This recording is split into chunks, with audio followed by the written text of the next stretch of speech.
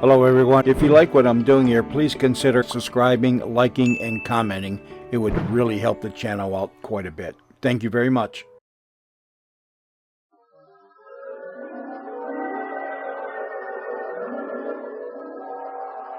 Om Mani Padme Hum. The Green Lama strikes for justice.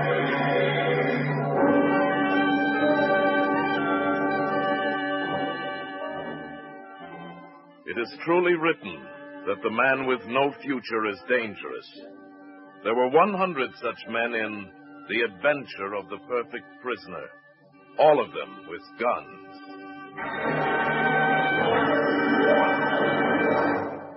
From the mystery of the Far East, from the mountain peaks of a Shangri-La, come the exciting adventures of Jethro Dumont. Jethro Dumont, the wealthy young American who, after 10 years in Tibet, returned as the Green Lama to carry on a single-handed fight against injustice and crime.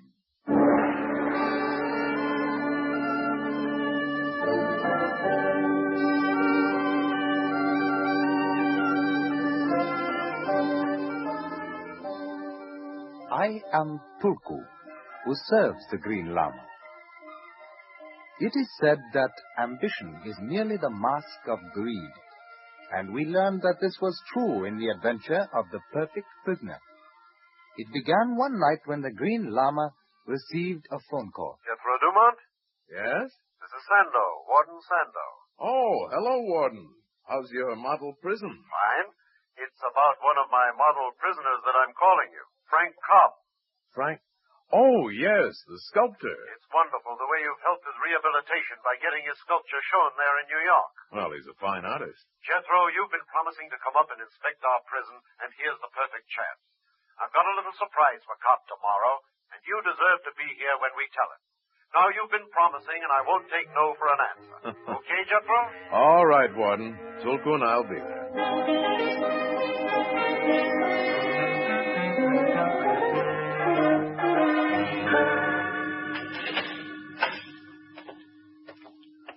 Well, Tulku, you're now in the finest prison this poor old world has ever seen. Oh, even so, my Lama. I am glad we do not call this place home. Well, I agree it's no cottage in the country, but as far as the moral reconstruction of the men goes, it's tops. Hey there, just a minute. Yes? If you're looking for the warden's office, I'll show you. I have the guard's permission. The guard's permission? Which one? That man's a trustee, Mr. Dumont. He'll take you to Mr. Sando's office. Oh, I see. All right, thank you. This way, please.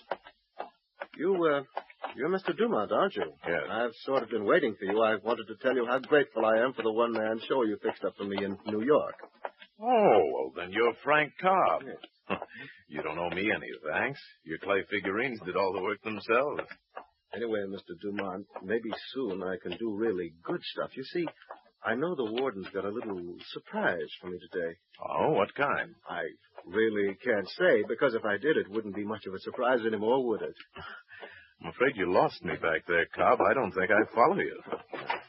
That's okay. But just to keep things even up, I've got a surprise for the warden. Oh? And I suppose if you told me what it was, it wouldn't be a surprise anymore either. That's right. It's not time yet. Well, here you are, Mr. Dumont, the warden's office. I got to get back to my work. I'll see you. Well, what do you make of that, Tulku? Mr. Cobb is burdened with a secret he knows he must not keep, my Lama. Yes, yet I think he's afraid to tell it. Well, let's see what Warden Sando has on his mind. Come in. Warden Sando? Dumont, Jethro Dumont. Come in, come in. Delighted you could make it up here today.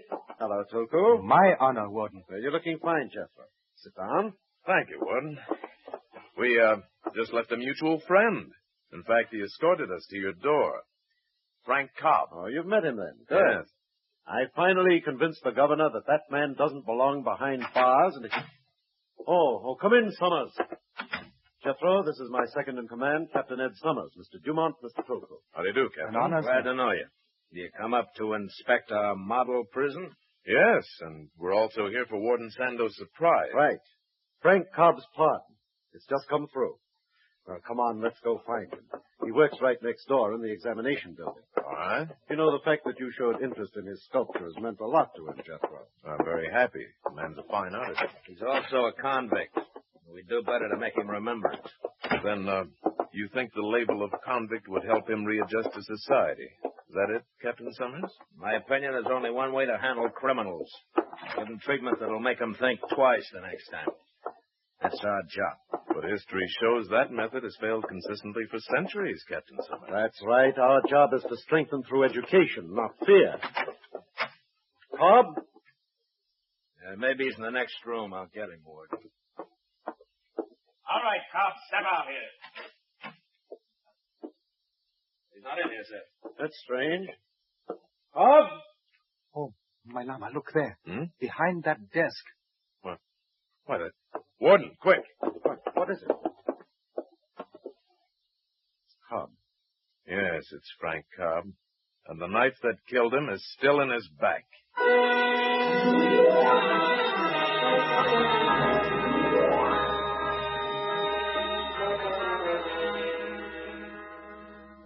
Warden, if we'd been smart, this wouldn't have happened. I don't want to say I told you so, but you can't treat a gang of hardened criminals like a troop of boy rangers. It just won't work. Captain Summers, why do you think Frank Cobb was killed? Because somebody found out he was being pardoned and didn't think he deserved it. That's all it takes in here, you know. Here's Sammy, Warden. Oh, yes. Come in, Sammy. Excuse me. The guard said you want to see me, Warden. Yes, I did. Sammy, do you know that Frank Cobb is being pardoned today? The guy with the statues? No kidding. Yes, but somebody doesn't want to see him get out, Sammy. Happen to know who that might be? What? Oh, I'm shocked. I can't believe this, Warden. Straighten it out, Sammy the singer. Talk plain. Oh, that's level, sir, honest. Gee, who'd want to see a guy miss a break like that? Nobody. It's already happened, Sammy. Somebody stuck a knife in him. This knife. Gee. Ever see it before? You know me, Warden. I wouldn't lie for 2 minutes. Sure. I've seen it before. That's Al Bauer's knife. It used to be. It was swiped off of him, sir. He kept it in his mattress. And a couple of nights ago, it ain't there anymore. I see. That's all I know, sir. Okay if I go now? Hold it, Sammy. Has Bowers been at his machine in the mill all day? Yeah, I think so. But I have my nose on a grindstone the whole shift, sir. I couldn't say for sure. Is that all? That's all. Well, it's perfectly obvious to me, Warden, that Bowers faked that stolen knife story to cover up in advance for this job. If you let me handle this my way, I'll get to the bottom of it in a hurry. Out of curiosity, Captain Summers, just what is your way? According to some standards, Mr. Dumont, it's old-fashioned, but I can guarantee results. And I say there are better ways of getting answers. Ways that... Excuse me. Warden Sando. What? A riot? Where? How bad is it, Carter? I knew it. Sooner or later it was bound to happen. I see. Yes, I'll hold on. There's a riot in the mill. Carter doesn't know how it started, but he says it's big. Sando, you're directly responsible for this. You've mollycoddled a bunch of killers and theorized with them until they've got the idea they can run all over you. Hello? Hello, Carter. Carter? I think the phone's dead. It'll be more than that dead before this is over. If any of my boys get it, Warden Sando, you... Warden! Warden! He's been hit. All right, here, fellas, take it easy. My shoulder. Not serious. It's a break, Warden. Bad one. The riot was a blind, that's all. About 100 of them. They had guns. Must have been smuggled in. They made it into the boiler house. Then down the passageway and... The arsenal. Yeah, that's right. They even had a key. They're in the arsenal now, behind a barricade. I believe we've still got a chance. Well, then come on, Warden. Let's go.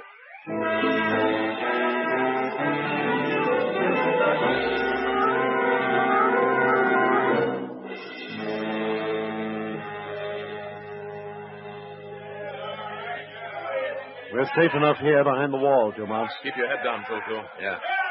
Arsenal's just across the court out there. Here's the microphone, Warden.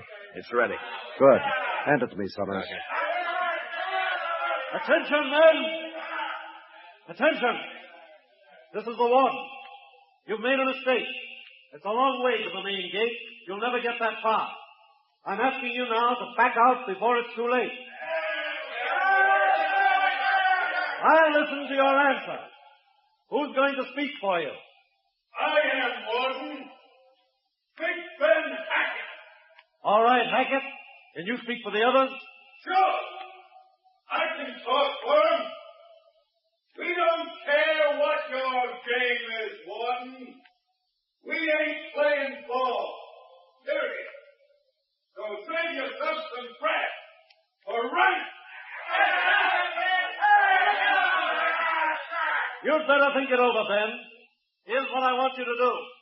Come out one at a time. Lay your guns down and line up facing me. You have my word, there'll be no gunfire. Yes! When we're ready, we're coming out all right.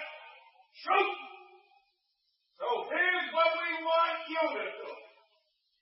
If you don't want your boys in blue all chopped up, keep them out of our way. Why, that's smart. Warden, you've got to listen to me now. We're in real trouble. I've got 3 heavy machine guns in the North Tower and plenty of ammunition. That's enough firepower to cut the whole mob down.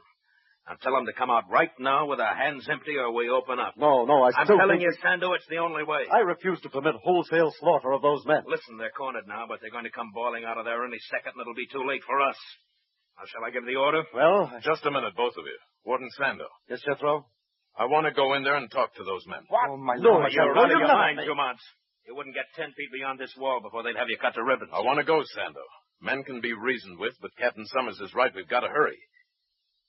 Well, it's either me or the machine guns, Warden.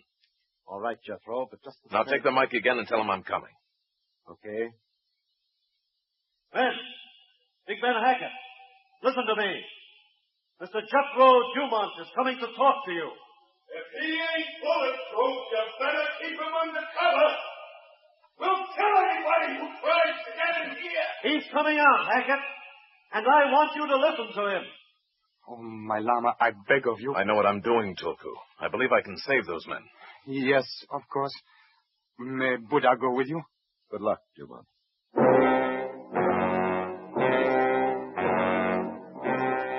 I watched the Green Lama climb the wall and walk slowly, alone and unarmed across the barren prison court, straight into the relentless gaze of 100 pairs of hostile eyes and the muzzles of 100 guns in desperate hands.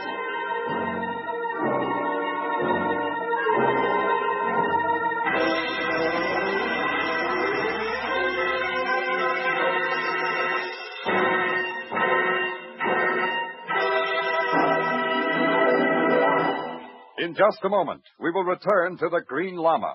But first, sure, CBS is famous for its Sunday comedy lineup, but there's action and fast-paced drama there, too. Johnny Dollar hunts the crooks who would cheat his insurance company. Bill Grant shows you how a big-town police commissioner goes to work on Call the Police. And Sam Spade is around wisecracking his way through another typical adventure. Hear them all tomorrow. Johnny Dollar, Call the Police, Sam Spade on most of these same CBS stations.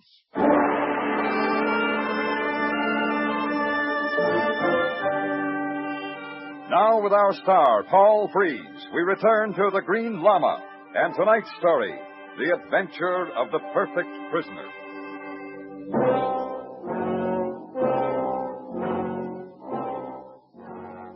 Even as Jethro Dumont crossed the prison yard, the jeers and catcalls of the convicts were lost in their throats, and everywhere was only an empty silence.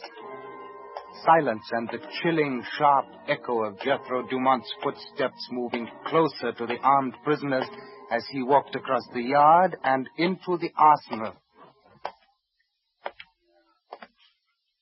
Ben, I'm coming in.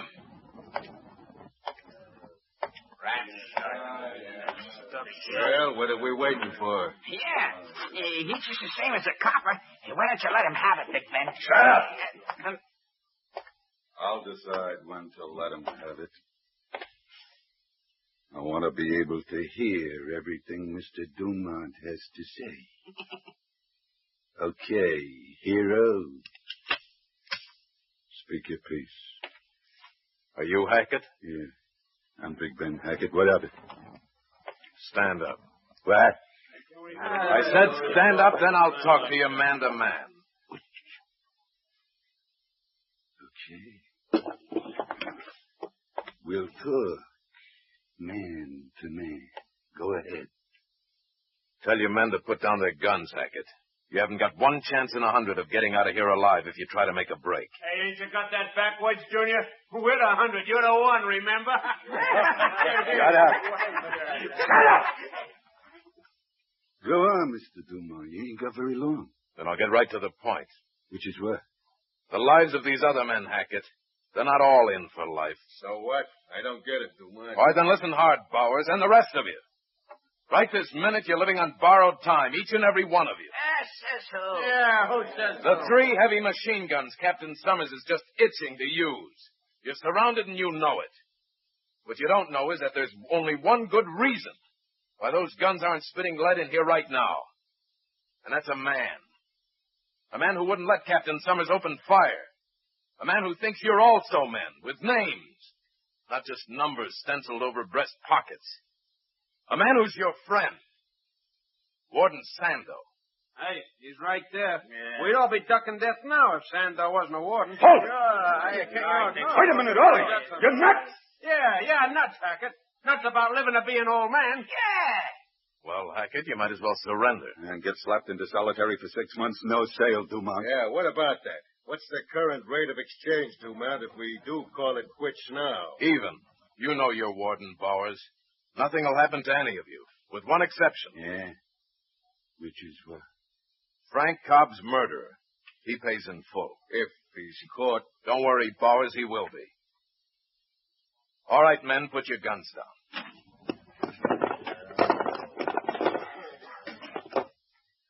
Well, who are the holdouts? Good. Now, how about you, Bowers? What'll it be? It'll be quits. Sammy? Oh, I'm with the others. I quit, too. I ain't no lifer. I only joined Hackett and Bowers because... You was the one who got hold of the key to the arsenal. We can all sing, Sammy. Don't forget that just as loud and clear as you can. Yeah, maybe. But I'm the only one who knows it was Cobb. Yeah, Frank Cobb, the perfect prisoner, who got the guns to us in the first place. What? Cobb was behind this? Yeah, but that ain't all, Mr. Dumont. But enough, Stool. In fact, too much. Oh, thinking no... Correct! Yeah, that's right. If you are the only one who knows so much about Cobb, you might also find yourself the only one with a real motive for his murders. No, that ain't so. I can prove it. I wonder. Little Sammy. Wouldn't have thought it possible. Well, Hackett, I don't think we got anything to worry about anymore. Meaning what? Meaning that Mr. Dumont here has saved our lives for us. What else? After all, Big Ben, he was the one who reminded us that the odds were so heavy, 100 to 1 against, and that we got a good warden, and that we've also got some very lousy prisoners. Hey, no, Bowers. Now, wait a minute. Shut up! Both of you! Yeah? We got some lousy prisoners in here, but I ain't so sure that's enough reason to give up my gun, Mr. Dumont. Maybe it'd be simpler to just pull the trigger. Simpler, Hackett, but not wiser. And you know it. Now drop your gun. Okay. I just want to know one thing, Dumont. What is it? How come you wasn't afraid to walk in here? How come you didn't figure you'd get shot before you got to talk? You see, Hackett, you're the ringleader. Nobody here would have dared to shoot before you. Oh? And the reason I wouldn't shoot? My back. I never turned it toward you.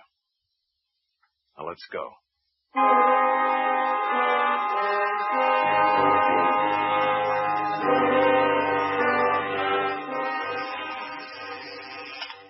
Warden Sando speaking. Captain Summers reporting from the Central Tower, Warden. The arsenal's secure, sir, and the men are all accounted for. Good. That was a wonderful job Dumont did. Not a single shot fired, Captain. Which may have been a mistake. You can't handle prisoners. Never like mind that, Captain. Now, are the cells unlocked yet? Yes, sir. The cells are all unlocked, and the happy prisoners are back at their jobs. Business as usual, Warden. All right. That's exactly the way I want it kept. Understand? Yes, sir. And one thing more, Summers. Jethro Dumont and his friend are to be allowed free run of the entire prison. They're going to examine Cobb's cell, then they want to talk to Sammy the singer. After that, I think they'll deliver the murderer. That's all, sir.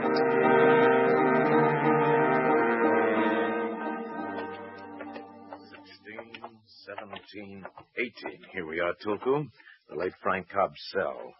But, my Lama, except for these bars, it seems more like an artist's studio than a prison cell. All this clay and these handsomely carved figures. Yes, just another example, Tulku, of Warden Sando's rehabilitation program. Cobb was an artist, and the warden never wanted him to forget it. It's just too bad he did. Oh, you mean the guns that were smuggled into the prison, Lama? Yes, the guns, which no doubt are embedded here in these fresh boxes of modeling clay. That's the only way Cobb could have got guns in. Here, Tulku, give me a hand. Yes, Lama.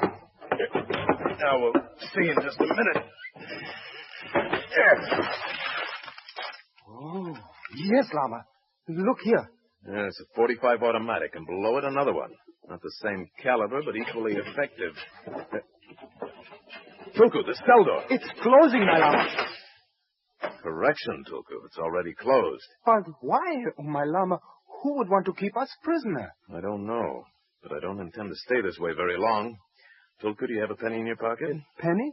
Yes, but why that? This light here, the bulb unscrewed and replaced with a penny. Give it to me, Tulku. Yeah, my Lama. Inserted in between it, and the connection will blow the fuse fast. Oh, and so render the electrical machinery that locks these cell doors useless? No, it's not that simple, Tulku. But in a modern prison where doors and windows operate electrically, any tampering with wires such as a blown fuse might bring results. Now, the bulb back in, and we'll see. Yes. Oh, you were right, my Lama. It set off an alarm. Yes, and that red light there at the end of the corridor. Look, Tulku. It tags this row as the seat of the trouble. We should have help any minute. There, coming toward us, Tulku. The warden with a guard behind him. Warden! Here in Cobb's cell. We're locked in. Dumont! Oh, wait a minute. I'll get the alarm first, then have you out.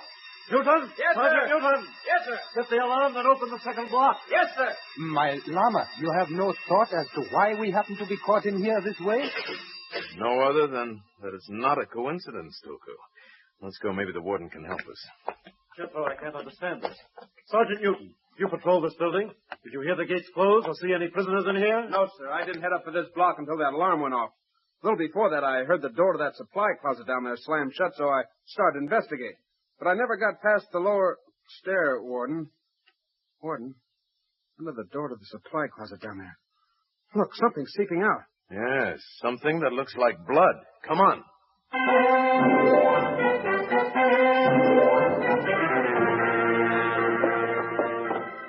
It's his blood, all right, Jethro, and in a second we'll know who...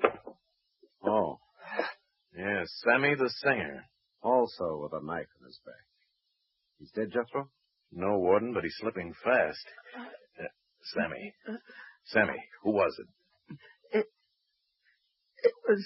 It was who, Sammy? Try and tell me. It was that double-crossing hack.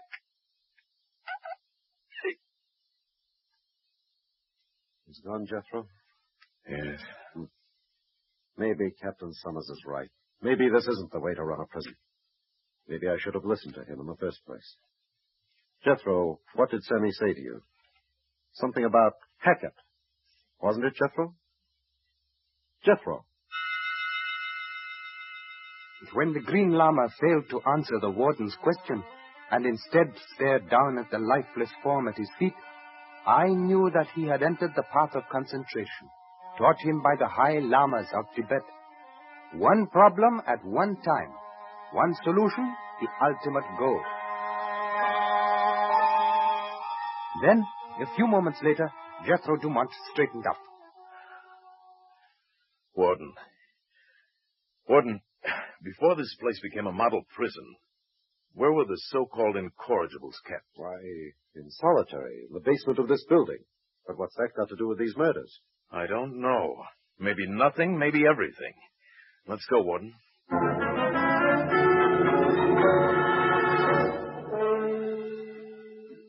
The Green Lama and I followed close behind the warden. We crossed to a narrow, half-concealed doorway that opened onto a spiral staircase leading 50 feet into the earth below.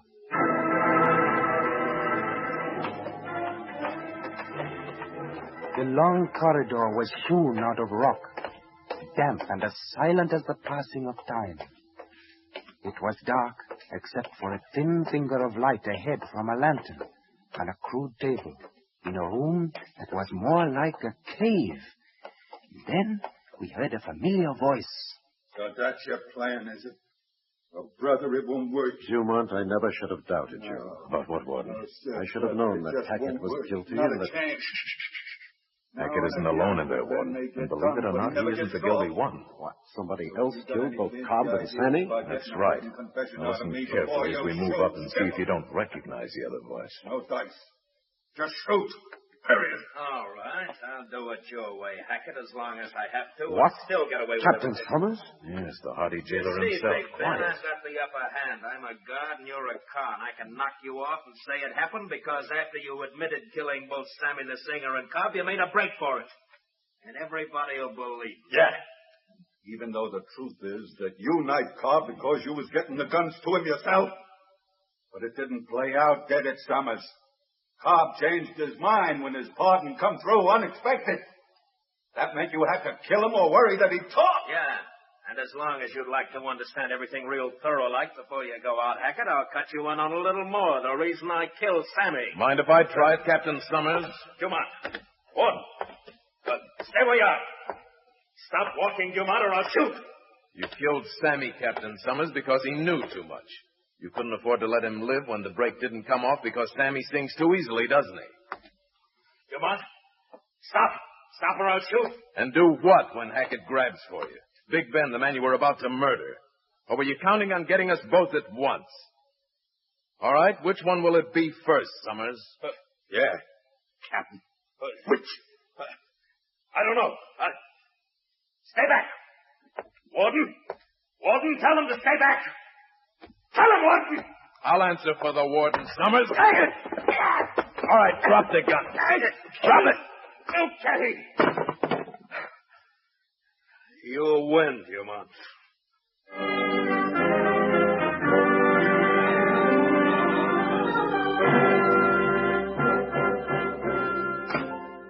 Well, Jethro, here it is. Captain Summers' complete confession, thanks to you. But how did you suspect him in the first place? This has also been bothering me, my Lama. Well, there were 4 things pointing to him, Warden. First, if Al Bauer's story of the murder knife being stolen from his cell was true, it could only have been stolen by a guard. Yes, no one else would be able to get into the cell. 2, Summers was the only person in the entire prison to have a key to the arsenal, right, Warden? Yes. And Sammy the Singer was not the type of person who could have gotten that key away from a man like Captain Summers, so the key must have been given to him. And Summers knew we were going to talk to Sammy, and he needed time to get to Sammy first, so he locked us in the cell. Only Summers and you, Warden, knew we were there. Finally, Sammy told us it was Summers. Sammy told us? Yes. When Sammy was dying, he said that it was that double-crossing hack, remember? You thought he was trying to say Hackett. But in prison... slang, yes. Hack means a guard. In this case, Summers. Yes, Warden, Summers. The only man with a motive to stir up riots and murders in the model prison. Because he wanted my job. That's right, Warden. You know, it is truly written that the ambitious man often falls into the pit dug by his own greed.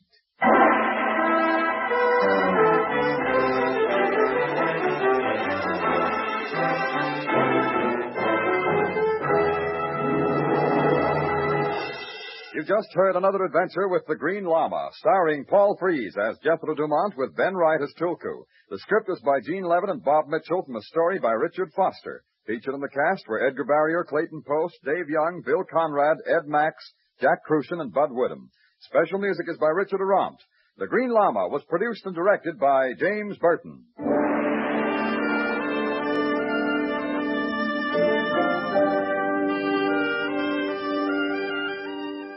Music, and a lot of fine music, is coming your way almost immediately on most of these same CBS stations.